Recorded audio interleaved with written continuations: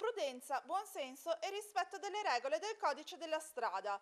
Questo quanto richiesto a tutti coloro che quotidianamente scelgono le due ruote per i propri spostamenti. Non basta infatti montare in sella e sfrecciare lungo le strade trafficate. Spesso chi lo fa senza prestare attenzione, oltre a causare incidenti, mette a grave rischio la propria incolumità.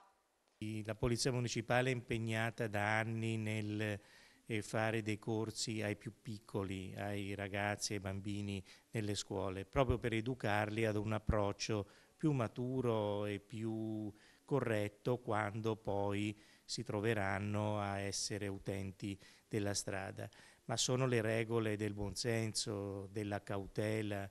È chiaro che in una città con 65.000 studenti universitari e la maggior parte si muove utilizzando la bicicletta, si possono creare delle confusioni. L'importante è essere prudenti, utilizzare dei mezzi che funzionano e rispettare il codice della strada. I vigili che sorprendono i ciclisti in comportamenti scorretti devono intervenire applicando sanzioni, le stesse previste per gli automobilisti a fronte delle medesime infrazioni.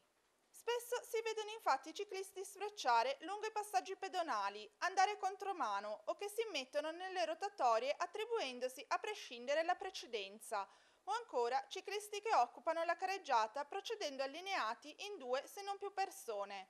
Tutti comportamenti scorretti e allo stesso tempo pericolosi. Sono tutti comportamenti che sono passibili di contravvenzione, come tutti gli altri utenti del codice della strada, contemperate alle infrazioni che commettono.